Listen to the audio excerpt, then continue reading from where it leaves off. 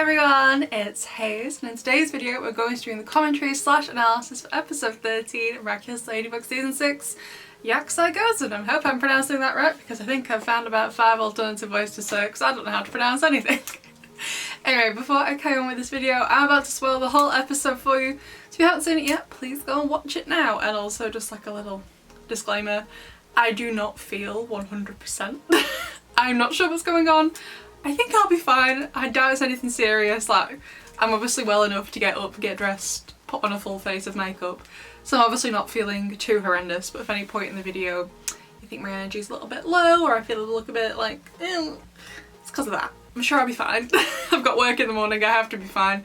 But yeah, sorry about that. But I wanted to watch Miraculous. I love Miraculous. I love episode days. They're very busy, very packed, but I really enjoy it. We're wearing pink and red today, a mixture for Kagami and Marinette. So let's get into this episode. And quick thoughts, 9 out of 10. I thought it was absolutely fabulous. No, not a full 10 out of 10. I didn't think it was perfect, but I thought it was pretty darn good. I loved it during my reaction. I was really enjoying myself. I thought the episode was really pacey, really well paced. Didn't feel like it dragged anywhere in my opinion. And it had a great balance of tone. We had the stuff going on with Kagami, Felix, Tomoe and Lila that was quite serious, and then we had Adrian as the comic relief in this episode instead of Marinette for a change. Like, she was involved in the comic relief, but Adrian was kind of leading it. Adrian's humour scenes interspersing with the more serious scenes was a really great juxtaposition. It did give me a lot of vibes of Pretension, which is probably one of the only episodes of season 5 I actually did really enjoy, but also I did think Pretension was one of the best written episodes of Miraculous ever, so I'm glad. I'm glad it had that. And also this episode finally verbally confirms that Kagami and Felix are senti monsters. And you're probably thinking, well Hayes, you already knew they were senti monsters. Yes, you are correct. However, in my trailer analysis video, when the trailer for this episode came out, the official trailer, I mentioned it because I thought we were all on the same page now. The amount of comments I got asking me to stop spreading lies about them being senti monsters. What? I still remember, so I didn't start making Miraculous videos until season 4. I still remember my first ever video where I like discussed some of the evidence for Adrian being a senti monster, because at the time I was still on the fence. I wasn't sure. This was like mid-season 4 at this point. And the amount of comments I got, I didn't realise, because even though I watched the show, I wouldn't have described myself as being part of the fandom, especially not the way I am now. But I had no idea that people were so divided on the senti monster issue, and that it did genuinely upset people. So I was like, okay, well we're at season 6 now. I thought people had gotten over that now. So I'm glad it properly confirmed it.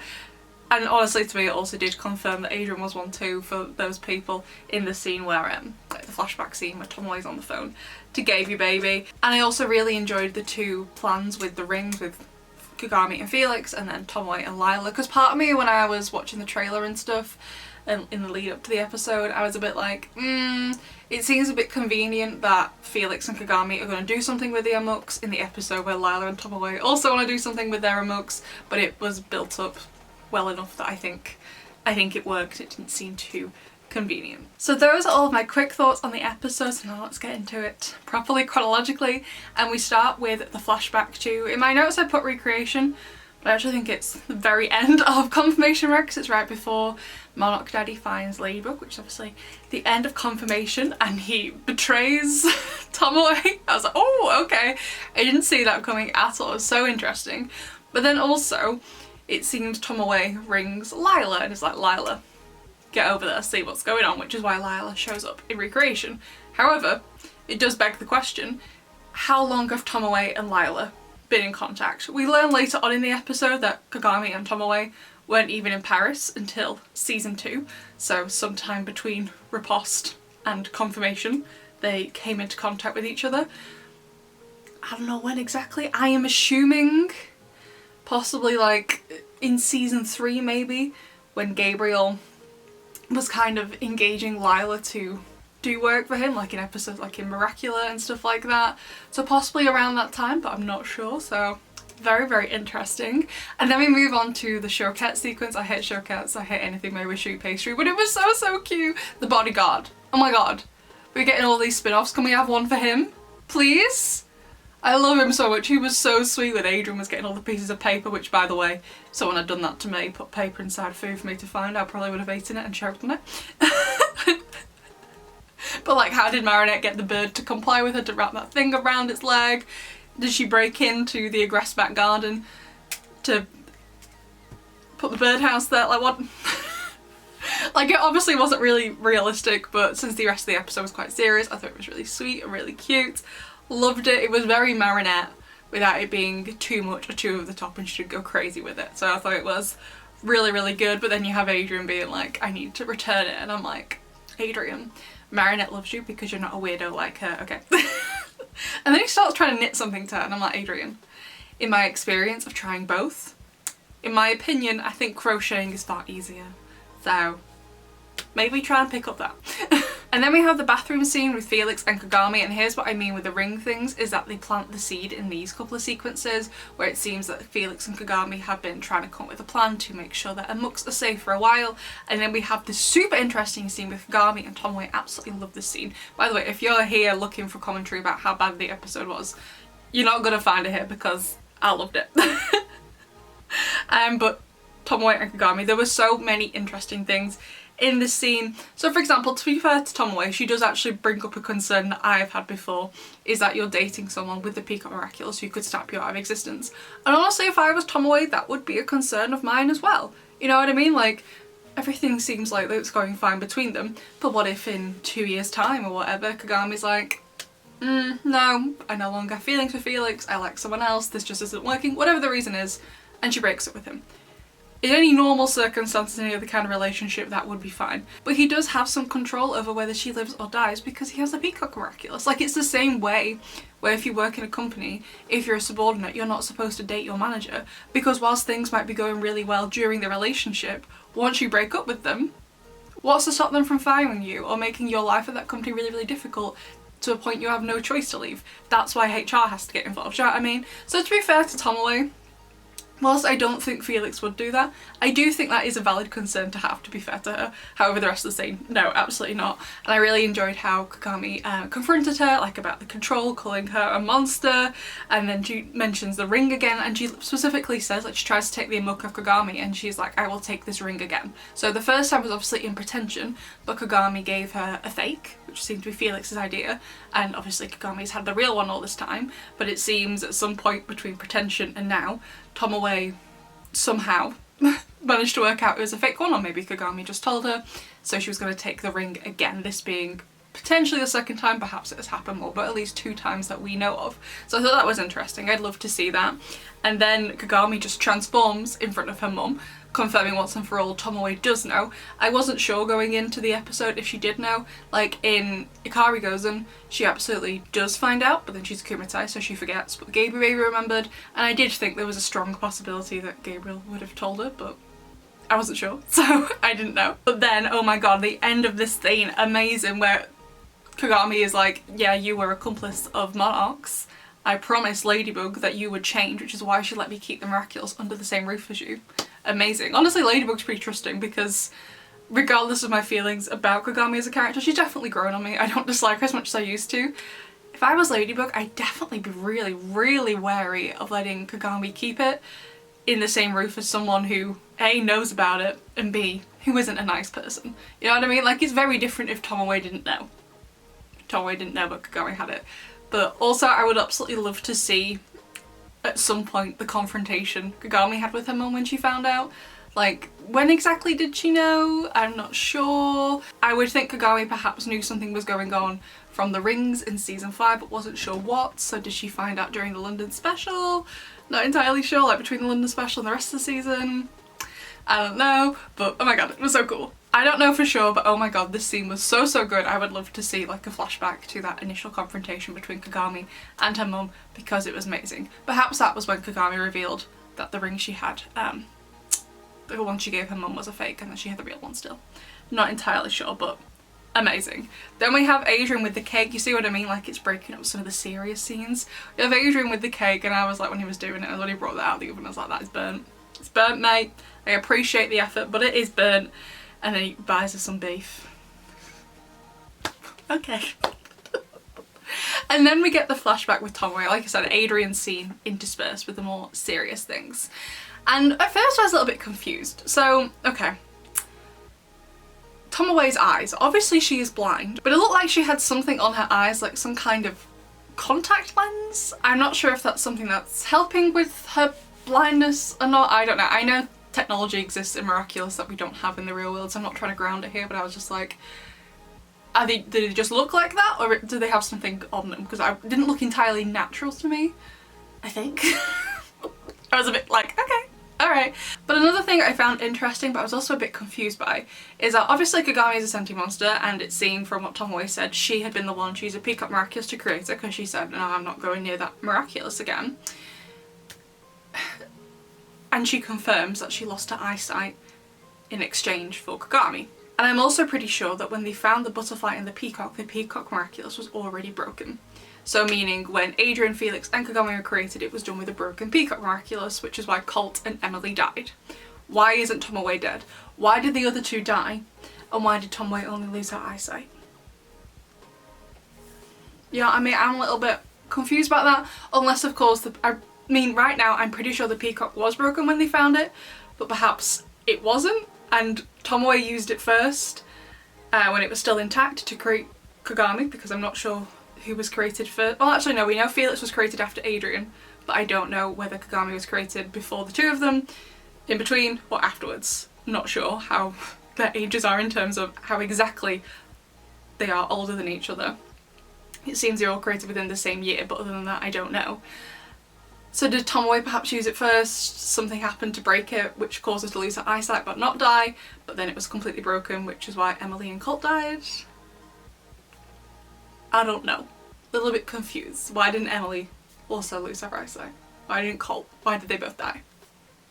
You know, I don't know. Although I did think it was very interesting, obviously this flashback was set in Tokyo, and it is set prior to Riposte, so it obviously seems that the events of the Tokyo special take place, like, well, not the events of the Tokyo special, whatever event that upset Kagami before she left Japan seems to have happened in terms of the Miraculous timeline during season 1 or right at the start of season 2, and then obviously her and Marinette are going to go to Tokyo between seasons 5 and 6. So confused, but whatever. And we also get confirmation that Tomoe is still the #1 Adragami shipper, although I did think it was basically pretty disgusting how Tomoe basically is like, yeah, like, I'll help you if my daughter can marry your son. How Gabriel and Tomoe are just basically exchanging their children for this. Although I'm still getting a lot of Uncanny Valley. We got to see Kagami, what she kind of looked like before in her old model, and I'm just like, she looks so different to the new Kagami. I'm like, where have you been? You missed half the season. It happened in, was it Mr. Agrest? Was it Mr. Agrest? Yeah, it was Mr. Agrest right at the start, where you see Ladybug, Cat Noir, and then Adrian and Luca and stuff. And I was like, where have you all been? Someone said in the comments under that video it's because they've changed the face shapes. And perhaps that is the reason, I don't know, but I was just like, when I saw Kagami, I was like, okay. So, Tomoe breaks out of her flashback to Lila arriving, and don't get me wrong, I did like this scene, but I was just like, Lila, could you just stop? Because first of all, she comes in, she calls Tomoe mum, then she kisses her. I don't believe for one second that Tomoe is Lila's mum. No. I do think it is one of the 3 women we've been introduced to so far, but which one of them it is, I don't know. But like, why would she call that Tomoe? You know? I don't get it. And she kisses her and I'm just like, okay. Alright, and then she transforms and oh my god, Chrissy Pop's outfit, absolutely loved it so much. I'll do an entire video on it, but I just thought it was absolutely fabulous. The hair, the mask, she even has her nails done. She looked absolutely amazing, absolutely loved it. And I did like the plan that she had come up with for Tomoe to do with her, but as soon as Lila started telling the audience about it, I was like, yeah, well, this isn't gonna work because you've already told us. I already knew it wasn't gonna succeed, which is one of the reasons why it's not a full 10 out of 10 episode, because I thought it was a bit silly to reveal it, you know, because it wasn't gonna, I already knew it wasn't gonna work, so it basically spoiled the episode for me, like, straight away. So then we have the scene of Kagami and Felix in Marinette's bedroom, and I really enjoyed this scene because it was a mix of serious, discussing the emuks and stuff. We also got to see Felix be rather goofy, which was nice because he's not usually like that, he's usually pretty serious. We got to see Dusu. I love Dusu. Kaki's my favourite Kwami, but Dusu is a very close second, and again, this scene, more confirmation they're sentient monsters. If anyone else starts calling me a liar again, I will just point them in the direction of this episode and tell them to go and rewatch it again and again and again. until they are out of denial. I just... Come on! The show's been on for 10 years, you can do it, I promise! So then they have the plan to put the amuks in the yo-yo. And don't get me wrong, I do think it's a good plan. However, it puts a lot of pressure on Marinette, both as Ladybug and not being Ladybug, because A, someone could steal her real earrings when she's not Ladybug and put the amuks at risk, or steal her yo-yo. Felix. You know what I'm saying? I'm glad he felt bad in this scene, because he should have. So again, it was a good idea, but the pressure on Marinette, and then they hold them out to her, she takes them, but then Adrien and her parents burst in and it starts being comedic again. This bit was so funny, where he arrives, because like, it kind of breaks it up. Marinette's like, do you realise what you're doing? You're entrusting me basically with your lives. And then the rings go flying. They're all searching for them. Kagami starts lying about putting rings in mashed potatoes, and my reaction, I'm like, Adrien, like, Kagami, please stop telling Adrien this, because he will believe you and he'll probably propose to Marinette like in 7 years time by putting rings in mashed potatoes. Don't say this to him.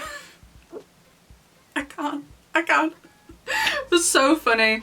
And then we have, when they finally find the rings, Adrien does the magic trick, Felix kind of loses it, then comes down, and then Tomoe arrives, and then downstairs you have Tom and Sabine, who have absolutely zero idea what was happening. Like, I can't imagine Tomoe slicing the roof of their house off as being quiet, but they have no idea. And even when she slices down into the kitchen, they're like, I'm not sure we have enough food for everyone. Tom. Loved it. That's why I liked it, because this episode really was quite serious in some respects in regards to the amuks and senti monsters, but it also had a lot of comedic relief. It was a really good balance between the two. So Tomoe paralyses Felix and then basically eats him inside her chest cavity. Was this inspired by Five Nights at Freddy's? I don't know. And then I am assuming, obviously, so we have Chrissy Pop who's circling, Felix looking for his ring. I am assuming Felix is going to have no memories of this. He doesn't say anything right after the Akuma fight. I'm just assuming he doesn't. Like, he's completely paralysed. He has no idea what's going on. No thoughts, can't see anything. That's what I'm assuming. But I definitely could be wrong.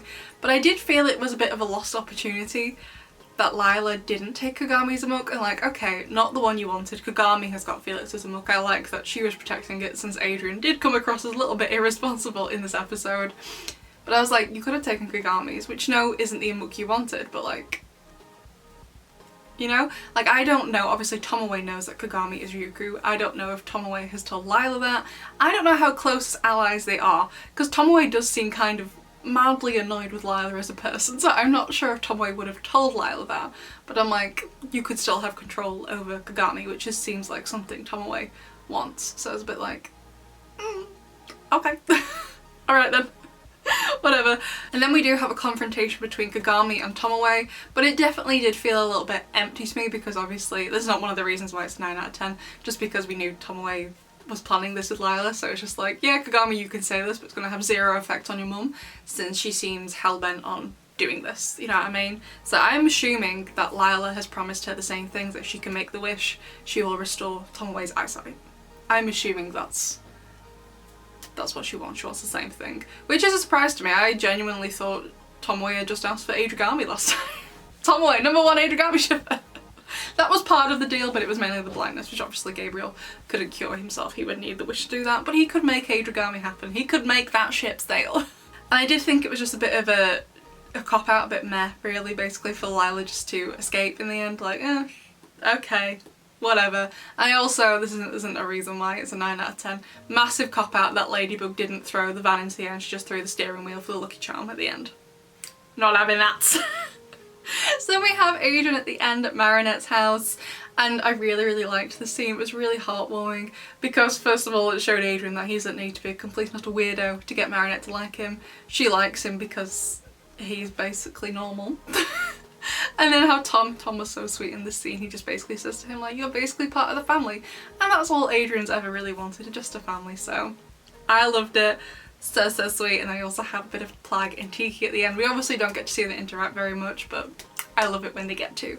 And then of course we have the ending scene. So I am assuming that this episode is set chronologically, assuming this meeting, because sometimes the ending and opening scenes don't seem to take chronologically at the same time as the rest of the episode. For example, the opening scene of this one doesn't seem to be at the same time. The opening scene of Revelator isn't at the same time, of Mr. Regress not at the same time. So the ending scene definitely could have been taken from somewhere else in terms of the timeline, but assuming it's all together apart from the flashbacks, then this episode will put it as El Torre de Piedra, because when they vote in El Torre de Piedra to let the machine, which is Tomoe, do her thing, the diamond doesn't vote because the diamond is dead. He doesn't get to vote, but in this scene they replace Gabriel, so I would assume it is set after El Torre de Piedra. So who this person is, I don't know.